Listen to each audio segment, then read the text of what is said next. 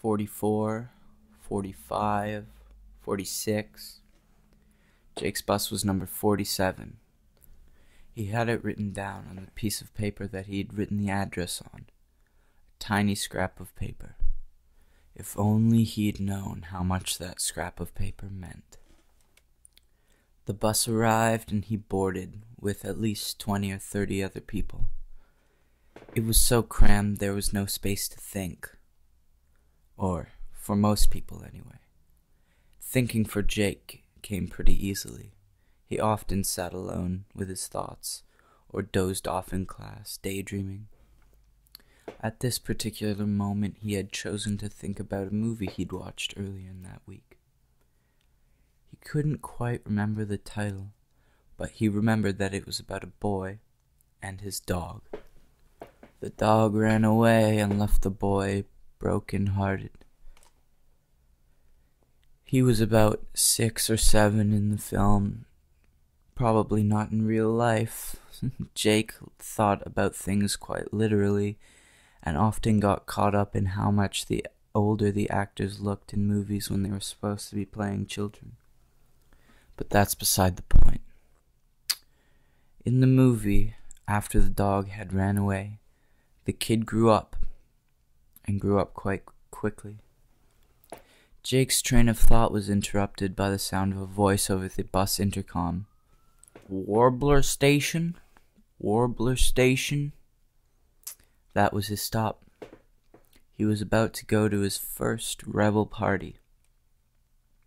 He felt amazing, invigorated, full of energy. If only he knew. He got off the bus and uncurled the piece of paper in his palm. It read 460 Kennedy Drive. He looked up. 460 Kennedy Drive. Right there.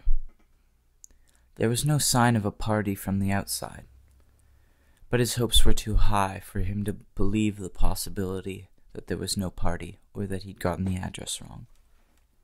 He mounted the stairs and knocked on the door 3 times.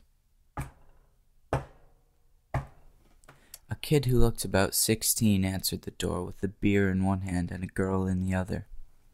He gave Jake a great big grin and gestured for him to come in. There were about 40 or 50 people in the front room, which was much beyond its capacity, but everyone seemed to be having a good time anyway. The kid who answered the door came over to Jake with a beer and gave it to him. Jake had never had a beer before, and on his first sip, he spewed it all over the floor. "Ew, that's disgusting," he said, exasperated. The kid laughed, and so did a few other people around that had seen, but it was all in good fun. No one had meant anything harmful. And despite his poor experience with the beer, Jake was soon pounding back cans like nobody's business. He could outdrink the largest kid at the party by the end. And it was only at the end that, across the room, he spotted Natalie, a girl from his science class. She was his girl, as all teenage boys seemed to have one, that he had obsessed over for the past few years. He hadn't thought about anyone else, although he'd never really had a girlfriend. He was quite shocked, but not enough to shock him out of his quite drunken state, but just enough for him to manage to spill something all over himself. Almost immediately he was attacked by a swarm of girls who were apparently just waiting for a chance to rip his clothes off. All of them intoxicated, needless to say. They managed to get off his shirt and his belt, and his pants remained half on, but he managed to get away from them and across the room. He was struck with a sudden realization. He was approaching a girl he was madly in love with, half naked, while about 50 or 60 people watched him get there, also half naked. He was horrified. Everyone seemed to be having a good time, though, but he was too drunk to see that they were all laughing at him. Ashamed, He ran to the nearest bathroom and slumped over on the floor. When he came to, it was bright, painfully bright. There were a number of windows in the bathroom, and every beam of sunlight felt like a tiny dagger shoved into his head. He groaned. He tried to stand, but only managed a half-sitting, half-squatting position. It took him about a good 3 minutes, but he suddenly realized the dog sitting across the room from him, staring at him. He had no idea how the dog had gotten in the bathroom, but it was there nonetheless. Jake slumped over on the floor again, in too much pain to remain in his sit-squat position. The dog walked over and started licking his face. It was wet and it reminded him of alcohol. He felt as though he would never drink again. Then the dog started to growl. It was a low, quiet noise, but it felt like someone was holding subwoofers up to Jake's ears. He groaned again and pushed the dog away. The dog came closer and started growling louder. He pushed it away again. The dog came over and sat on his chest and started growling even louder. Suddenly he realized, what if someone heard the dog? What if someone came in? He was half naked, sprawled over in a puddle of his own puke on the ground in a bathroom. He was too terrified to think what they might think, or what the repercussions might be. If there were parents in this house, how old was the kid who hosted? It didn't matter. He didn't think about it.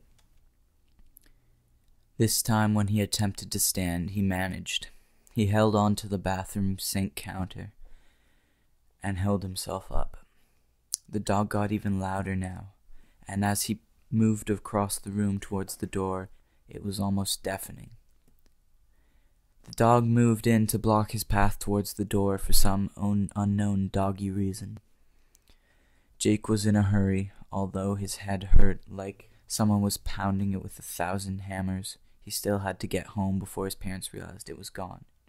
He kneeled over to move the dog out of the way, but the dog bit his arm. "Ow!" exclaimed Jake, but the dog would not let go and started growling even louder. He tried to pull it off, but it was not working. He wrapped his arm around the dog's neck and pulled and pulled and pulled, but the dog would not let go. He kept trying and kept trying. There was no use. He moved his grip upward on the dog's neck, and this seemed to be a bit more effective. The dog was losing some of its grip. He kept holding and kept holding and kept holding. He didn't know if the dog was still barking or whether it was still biting him. He didn't care.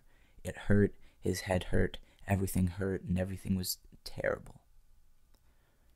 He didn't know how long he had held the dog there, but when he finally did let go, the dog fell to the floor motionless, lifeless. He stood up and didn't think about the ramifications of what he'd done. It had not even fully registered in his brain. He simply thought, oh, the dog was dead, and swiftly left the room.